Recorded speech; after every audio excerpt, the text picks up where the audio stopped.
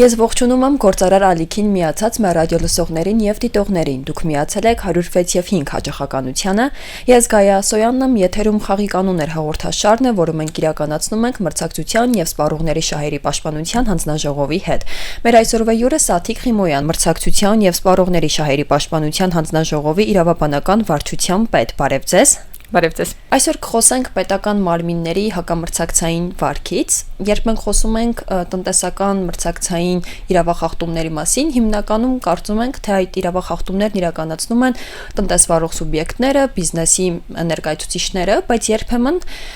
իշխանության մարմինները եւ պետական մարմինները եւս իրականացնում են իրավախախտումներ։ Հանձնաժողովն այս առնչությամբ ինչ լիազորություններ ունի։ Շատ լավ, ինչպես նշեցիք, մրցակցային իրավախախտումները շատ հաճախ վերագրվում են հենց տնտեսավարող սուբյեկտների եւ տարածված այն մոտեցումը, որ տնտեսավարող սուբյեկտները կարող են բացառապես լինել մրցակցային իրավախախտումների սուբյեկտներ, սակայն հարկ է նշել, որ հանրային իշխանության մարմինները իրենց գործունեությունը լիազորությունները իրականացնելիս հնարավոր է դրսևորեն այնպիսի վարքագիծ կամ կայացնեն այնպիսի որոշումներ, որպիսի ազդեցություն ունենան մրցակցային միջավայրի կամ տնտեսական գործունեության վրա։ Հենց այս հանգամանքով է պայմանավորված, որ տնտեսական մրցակցության եւ սպառողների շահերի պաշտպանության մասին օրենքի գործողությունը տարածվում է նաեւ տնտեսավարող սուբյեկտներից բացի պետական մարմինների եւ դրանց պաշտոնատար անձանց գործունեության վրա, այսինքն հանձնաժողովը որպես այդպիսին իրականացնում է վերջիններիս վարքագծի գործողությունների եւ ակտերի մրցակցային իրավաչափության գնահատում եւ համապատասխան գործառույթներն իրականացնում այս առնչությամբ։ Հարկ է նշել, որ պետական մարմինները եւ դրանց պաշտոնատար անձինք որպես մրցակցային վերահսկողության օբյեկտներ, այսինքն նրանց վարքագիծը կամ գործողությունները որպես մրցակցային վերահսկողության օբյեկտներ ունեն մի շարք առանձնահատկություններ եւ դա պայմանավորված է նաեւ վերջիններիս գործառութային առանձնահատկություններով։ Հարկ է նշել, որ պետական մարմին հասկացությունը տնտեսական մրցակցության եւ սպառողների շահերի պաշտպանության մասին օրենքում ունի հստակ սահմանում, մասնավորապես օրենքի հիմնական հասկացություններով պետական մարմինը բնորոշվում է որպես պետական մարմին, Հայաստանի Հանրապետության համայնք, հիմնարկ, տեղական ինքնակառավարման մարմին, ինչպես նաեւ Հայաստանի Հանրապետության անունից հանդես եկող կամ համայնքի անունից հանդես եկող կազմակերպություն, Հայաստանի Հանրապետության կամ Հայաստանի Հանրապետության համայնքի 50% եւ ավելի փայաբաժին ունեցող կազմակերպություն, ինչպես նաեւ պետական մարմնին բնորոշ գործառույթներ կամ լիազորություններ իրականացնելու իրավասություն ունեցող ցանկացած տեսակի իրավաբանական անձ, այսինքն պետական մարմին հասկացությունը մրցակցային օրենսդրությամբ ունի բավականին ընդգրկուն բովանդակություն, եթե օրինակ համեմատենք նախկինում գործող կարգավորումների հետ, այսինքն մինչև 2021 թվականին գործող տնտեսական մրցակցության պաշտպանության մասին օրենքի համատեքստում, ապա կարձանագրենք, որ 2021 թվականից հետո, երբ օրենսդրական փոփոխությունները տեղի ունեցան, պետական մարմին հասկացությունը ստացավ ավելի ընդգրկուն բովանդակություն։ Սա հնարավորություն է տալիս այժմ հանձնաժողովին ավելի բովանդակային գնահատում իրականացնել վերջիններիս վարքագծի եւ գործողությունների առնչությամբ եւ համապատասխան արձանագրումներ անել։ Այսինքն, մինչ այդ, օրինակ, հանձնաժողովը չէր կարող գնահատել Հայաստանի Հանրապետության մասնակցությամբ ընկերության վարքագիծը օրինակ գնումների շրջանակում, որովհետև վերջինս չէր դիտարկվի որպես պետական մարմին։ Իսկ պետական մարմինների կողմից իրականացվող իրավախախտումների վարքագիծը ինչպես է դրսևորվում։ Օրինակներով ներկայացնենք, որ նաև մեր ռադիոլսողների համար ավելի հասկանալի լինի։ Շատ լավ, այստեղ մի կարևոր նկատառում կուզենայի անել։ Պետական մարմինների կամ դրանց պաշտոնատար անձանց գործողությունները առավելապես իրավաչափ նպատակի հետապնդում։ Եվ այստեղ մրցակցային օրենսդրությունը պատասխանում է մեկ հարցի, արդյոք վերջիններիս վարքագիծը կամ որոշման կայացման շրջանակում ընտրված միջոցը մրցակցությանը նվազ միջամտող միջոցն է։ Այսինքն մենք գնահատում ենք նպատակի եւ ընտրված միջոցի համաչափությունը։ Այստեղ սա կարևոր արձանագրում է, հաշվի առնելով, որ գրեթե միշտ պետական մարմինները իրավաչափ վարքագիծ դրսևորելու նպատակ են ունենում մեր կողմից գնահատվող գործողությունների շրջանակում։ Այդուհանդերձ հարկ է նշել, որ օրենքի շրջանակում պետական այն իրավախախտումները, որոնցով պետական մարմինները կամ դրանց պաշտոնատար անձինք դիտարկվում են որպես սուբյեկտներ, ներառում են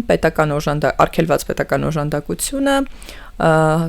պետական մարմինների կամ դրանց պաշտոնատար անձանց հակամրցակցային վարքագիծը, ինչպես նաև պետական մարմինների կողմից տնտեսական համակարգումը։ Արգելված պետական օժանդակության մասին երբ խոսում ենք, նախ անհրաժեշտ է պարզաբանել պետական օժանդակության հասկացությունն ինքնին։ Պետական օժանդակությունը դա տնտեսավարող սուբյեկտներին պետության կողմից ցանկացած ձևով, այսինքն թե դրամական միջոցների, գույքի եւ ցանկացած նյութական եղանակով տրամադրվող օժանդակությունն է, որի պայմաններում տնտեսավարող սուբյեկտները ունենում են այնպիսի առավելություններ, որպիսիք սովորական տնտեսական պայմաններում չէին ունենա։ Եվ որն է հանձնաժողովի դերը այստեղ, հանձնաժողովը գնահատում է արդյոք այն պետական օժանդակությունը, որը հնարավորություն ունի ազդելու մրցակցության վրա կամ մրցակցային միջավայրի վրա, արգելված է թե ոչ։ Այսինքն արդյոք տրամադրված պետական օժանդակությունը ունի հնարավորություն խաթարելու տնտեսական մրցակցությունը թե ոչ։ Ընդ որում հարկ է նշել, որ օրենքով սահմանված են բացառություններ, երբ պետական օժանդակությունը անկախ այն հանգամանքից ունի բացասական ազդեցություն մրցակցային միջավայրի վրա թե ոչ, չի կարող գնահատվել որպես իրավախախտում։ Այդ դեպքերը ներառում են այն մասնավոր դեպքերը, երբ օրինակ պետական օժանդակությունը ուղղված է սոցիալական խնդիրների լուծմանը կամ շրջակա միջավայրի պահպանությանը, այս դեպքում օրենքը հստակ սպառիչ շրջանակ է սահմանում բացառությունների։ Երբ խոսում ենք տնտեսական գործունեության համակարգման մասին, այս դեպքում տնտեսավարող սուբյեկտներ, խոսքը վերաբերում է տնտեսավարող սուբյեկտների գործունեության այնպիսի համակարգման մասին, որի արդյունքում պետական մարմինների գործողությունները դրան ուղղված կարող են կրկին բացասական ազդեցություն ունենալ, խաթարել մրցակցությունը կամ մրցակցային միջավայրը, իսկ վերջին առավել տարածված իրավախախտումը, որը բնորոշ է պետական մարմինների կամ դրանց պաշտոնատար անձանց հակամրցակցային վարքագիծը կամ գործողություններն են։ Ինչու է սա ամենատարածված իրավախախտումը, որովհետև այստեղ խոսքը վերաբերում է պետական մարմինների կողմից դրսևորվող ցանկացած գործողության։ Այսինքն ցանկացած գործողություն կամ վարքագիծ, որը ունի տնտեսական մրցակցության վրա բացասական ազդեցության հնարավորություն, կարող է գնահատման առարկա դառնալ մրցակցության պաշտպանության եւ սպառողների շահերի պաշտպանության հանձնաժողովի կողմից։ Այսինքն այստեղ իհարկե օրենքը բացի ընդհանուր հասկացությունից նաև առավել կանխատեսելի մասնավոր դրսևորումներն է նկարագրում, այդուհանդերձ հարկ է նշել, որ բավականին տնտեսական գործունեության շրջանակում բավականին բազմաբևեռ են պետական մարմինների գործունեության ոլորտները եւ այստեղ հստակ սպառիչ շրջանակ այն հնարավոր հակամրցակցային գործողությունների, որոնք կարող են պետական մարմինները դրսևորել, օբյեկտիվորեն հնարավոր չէ տալ։ Ուստի օրենքը սահմանում է ընդհանուր հասկացությունը, որը ներառում է պետական մարմինների ցանկացած վարքագիծ կամ գործողություն, որոնք պարունակում է մրցակցության վրա բացասական ազդեցության հնարավորություն, ինչպես նաև դրանց առավել կանխատեսելի դրսևորումներն է թվարկում, օրինակ խտրական պայմանների կիրառումը կամ սահմանումը տնտեսավարող սուբյեկտների համար։ Հանձնաժողովը որպես այդպիսին այս 3 իրավախախտումների շրջանակում է դիտարկում ու գնահատում պետական մարմինների գործողությունն ու վարքագիծը։ Առանձնահատկություններ կան։ Հանձնաժողովը իրականացնում է գնահատում եւ նաեւ այնուհետեւ պատասխանատվություն եւ այլն տնտեսվարողների կողմից իրականացված իրավախախտումների վերաբերյալ նկատմամբ, թե պետական մարմինների։ Այստեղ պետական մարմինները իրենց գործառույթներով ու լիազորություններով պայմանավորված բնականաբար ունեն առանձնահատուկ դեր եւ վերջիններիս կողմից իրականացվող վարքագծի գնահատումը որպես այդպեսին, ինչպես ցանկացած մրցակցային իրավախախտման դեպքում ունի առանձնահատկություն, այստեղ առանձնահատկությունը պայմանավորված է պետական մարմինների գործառույթներով։ Պետական մարմինների դեպքում կրկին հանձնաժողովը առաջնորդվում է վարույթ հարուցելիս եւ իրավախախտման արկայությունը կամ բացակայությունը պարզելիս առաջնորդվում է օրենքով սահմանված կարգավորումներով, կանոններով, այսինքն վարույթային առանձնահատկություններ, որպես այդպեսին սահմանված չեն, ընդհանուր կանոններն են գործում, ինչպես օրինակ կգործեին տնտեսավարող սուբյեկտների կողմից իրականացված իրավախախտումների քննության շրջանակում։ Այդուհանդերձ գնահատման առանձնահատկություններ բնականաբար առկա են եւ որպիսի հանձնաժողովի կողմից գնահատման գործընթացը առավել կանխատեսելի, որոշակի եւ հասանելի լինի, հանձնաժողովը մշակել է ուղեցույցում հստակ ներկայացված են այն բոլոր քայլերը, որը իրականացվում է հանձնաժողովի կողմից։ Եթե ավելի մանրամասն մի քանի քայլ թվարկեք։ Հա, եթե ավելի մանրամասնենք, խնդիրը հետևյալն է, երբ հանձնաժողովը նախ նշեմ, որ հանձնաժողովը վարույթ հարուցում է ինչպես սեփական լիազորությունների իրականացման ընթացքում առավելույթ խախտման հատկանիշներ հայտնաբերելիս, այնպես էլ հաղորդումների հիման վրա, իսկ հաղորդում կարող է ներկայացնել թե պետական մարմինը, թե ֆիզիկական եւ իրավաբանական անձինք, այսինքն երբ հանձնաժողովը առավելույթ հատկանիշներ է արձանագրում, այդ դեպքում արդեն հարուցում է վարույթ, որին հաջորդում են վարույթային գործողությունները։ Պետական մարմինների դեպքում, երբ արդեն հարուցված վարույթ է առկա, ուղեցույցը մատնանշում է այն հիմնական քայլերը, որ հանձնաժողովը պետք է իրականացնի։ Եթե 3 հիմնական քայլերը առանձնացնեմ, դրանք ներառում են առաջին հերթին պետական մարմինների եւ դրանց պաշտոնատար անձանց իրավասությունների պարզումը։ Այսինքն, այս քայլի շրջանակում հանձնաժողովը պարզում է արդյոք պետական մարմինը գործել է իր իրավասությունների շրջանակում, թե ոչ։ Այս հարցի պատասխանը էական է թե վարույթի շարունակության եւ թե գործի ընդհանուր քննության ու գործի համարեական նշանակություն ունեցող հանգամանքների պարզման տեսանկյունից,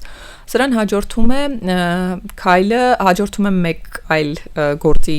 լուծման համարեական նշանակություն ունեցող քայլ, որը վերաբերում է մրցակցության վրա ազդեցության հնարավորությանը։ Ինչպես նշեցի, մենք մրցակցային տեսանկյունից ենք գնահատում, մրցակցային իրավաչափության տեսանկյունից ենք գնահատում պետական մարմինների գործողությունները եւ վարքագիծը, եւ այս առումով էական է պարզել, թե ինչ ազդեցություն ունի ենթադրյալ իրավախախտում կազմող վարքագիծը մրցակցության վրա կամ ինչ հնարավոր ազդեցություն կարող է ունենալ։ Այս առումով հարկ է նշել, որ միջազգային պրակտիկայում բավականին տարբեր մոտեցումներ են առկա, օրինակ կամ պետություններ, որոնց թվում է Չեխիան, Լեհաստանը, որ անգամ եթե իրավախախտումը հաստատվի, սակայն դրա ազդեցությունը իրենց կողմից սահմանված չափանիշներով էական չլինի, ապա վերջիններս ուղղակի կկարճեն վարույթը եւ չեն շարունակի քննությունը։ Հանձնաժողովի կողմից որպես այդպիսին ազդեցության հնարավորությունը եւս գնահատվում է այն տրամաբանության շրջանակում, արդյոք դա կարող է ունենալ հնարավորություն առկա է թե ոչ, եւ հանձնաժողովը որոշման արձանագրում է դա։ Եթե հնարավոր մրցակցային ազդեցությունը հաստատվում է, հանձնաժողովի կողմից վերջին էական նշանակություն ունեցող քայլին է անցում կատարվում, որը վերաբերում է ես մի փոքր խոսեցի այս մասով, ինչպես նշեցի, պետական մարմինների գործողությունների նպատակը որպես կանոն լինում է իրավաչափ։ Այսինքն վերջիններս հիմնավորում են, թե ինչ կոնկրետ նպատակին է ուղղված եղել մեր կողմից գնահատվող վարքագիծը։ Եվ այս պայմաններում հանձնաժողովի խնդիրն է դառնում պարզել արդյոք այդ իրավաչափ նպատակի եւ կիրառված միջոցների միջև առկա է անհամապատասխանություն մրցակցային առումով։ Այսինքն արդյոք պետական մարմինը կարող էր գործել մրցակցությանը առավել նվազ միջամտություն կատարելով կամ ընտրելով մրցակցությունը խաթարող ամենանվազ խաթարող միջոցը։ Եթե իհարկե անհնար էր առանց մրցակցության միջամտության գործողություն իրականացնելու, եւ այս հարցի պարզումից հետո արդեն հանձնաժողովը համապատասխան եզրահանգումներն է իրականացնում։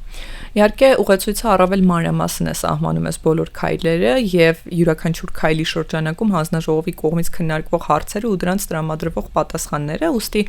մեր ռադիոլսողներին եւ հետաքրքրված անձանց կառաջարկեի ծանոթանալ, ուղեցույցը հասանելի է եւ հրապարակված է հանձնաժողովի պաշտոնական կայքում։ Եվ այս քայլերին հաջորդումը հանձնաժողովի խախտում արձանագրելու կամ գործի վարույթը կարճելու մասին որոշում, այսինքն երբ խախտում առկա չէ։ Հանձնաժողովի պրակտիկայում եղել են դեպքեր, երբ հանձնաժողովը արձանագրել է պետական մարմինների կողմից դրսևորած վարքագծի հակամրցակցային լինելը եւ ներկայացրել է համապատասխան առաջարկներ։ Այդուհանդերձ հանձնաժողովը ունի կարևոր մի գործիք, դա եզրակացություն տրամադրելու ինստիտուտն է, որից կարող են օգտվել պետական մարմինները եւս։ Այսինքն օրենքը վերջիններս եւս հնարավորություն է տալիս հանձնաժողովին նախքան գործողություն կամ վարքագիծ իրականացնելը դիմել հանձնաժողովին եւ գնահատում պահանջել իրենց գործողությունների մրցակցային իրավաչափության վերաբերյալ։ Այնուհետև չփոխվեն այդ։ Այո, դա ավելի կանխարգելիչ միջոցներից է եւ ասեմ, որ մենք հաջողված փորձեր ունենք, երբ պետական մարմինները դիմել են եւ հանձնաժողովը տվել է եզրակացություն ու որպես այդպեսին նախնական գնահատում է իրականացրել։ Սա կարծում եմ շատ արդյունավետ միջոց է եւ պետական մարմինները կարող են օգտվելով սրանից որևէ խնդիրներ չունենալ իրենց վարքագծում։ Իսկ նախնական գնահատում ստանալուց հետո կրկին հանձնաժողովը ինչ որ գործողություններ իրականացնում է, հասկանալու ամեն դեպքում կատարվել է իրավախախտում թե ոչ։ Եթե հանձնաժողովի եզրակացությունը այն մասին է, որ կոնկրետ նկարագրված վարքագիծը, այսինքն այն վարքագիծը, որի վերաբերյալ եզրակացություն է տրվել, կարող է պարունակել իրավախախտման հատկանիշներ, այդ դեպքում բնականաբար հաջորդիվ հանձնաժողովի կողմից իրականացվելու է իրավախախտման հատկանիշների պարզման գործընթաց, եթե պետական մարմինը չառաջնորդվի եզրակացությամբ տրված դիրքորոշումով, թեև եզրակացությունը պարտադիր չէ, այսինքն դա խորհրդատվական բնույթ ունի, այդուհանդերձ տրամաբանական չէ դիմել եզրակացության ստանալ բացասական, այսպես ասած, բացասական եզրակացություն եւ հետո չհետեւել դրան։ Իսկ երբ որ տնտեսվարողները գործում են իրավախախտումներ, հիմնականում ինչ որ տուգանքներ են սահմանվում, պետական մարմինների կողմից իրականացվող իրավախախտումների դեպքում հանձնաժողովը պատասխանատվության ենթարկելու ինչ միջոցներ ունի։ Ինչպես միջազգային պրակտիկայում, այնպես էլ մեր օրենսդրությամբ բնականաբար պետական մարմինների նկատմամբ նյութական, ֆինանսական բնույթի պատասխանատվության միջոցները որևէ արդյունավետություն չունեն, սակայն հանձնաժողովի կողմից, այսինքն հանձնաժողովը օրենքով ունի իրավասություն պետական մարմինների նկատմամբ պատասխանատվության մեկ տեսակի միջոց կիրառելու, խոսքը նախազգուշացման մասին է, սակայն հարկ է նշել, որ հանձնաժողովը ունի հնարավորություն հանձնարարություն տալու, ինչ է սա նշանակում, սա նշանակում է, որ հանձնաժողովը խախտումը վերացնող ցանկացած եղանակով հանձնարարություն կարող է տալ պետական մարմնին, որի կատարումը պետական մարմնի համար պարտադիր է։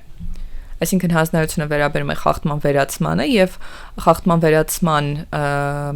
գործողությունները, ինչ եղանակով պետք է խախտումը վերացվի, մատնանշվում է հենց հանձնաժողովի կողմից։ Իսկ եղել են դեպքեր, որ նշել եք, բայց չի իրականացվել այդ խախտումը։ Այս առումով հարկ է նշել, որ պետական մարմինները եւս իրավասու են դատական կարգով վիճարկել հանձնաժողովի որոշումները, ինչպես դատական այնպես էլ վերադասության կարգով, եւ եթե օրինակ համաձայն չեն հանձնաժողովի կայացրած որոշման հետ, վերջիններս իրավասու են դիմել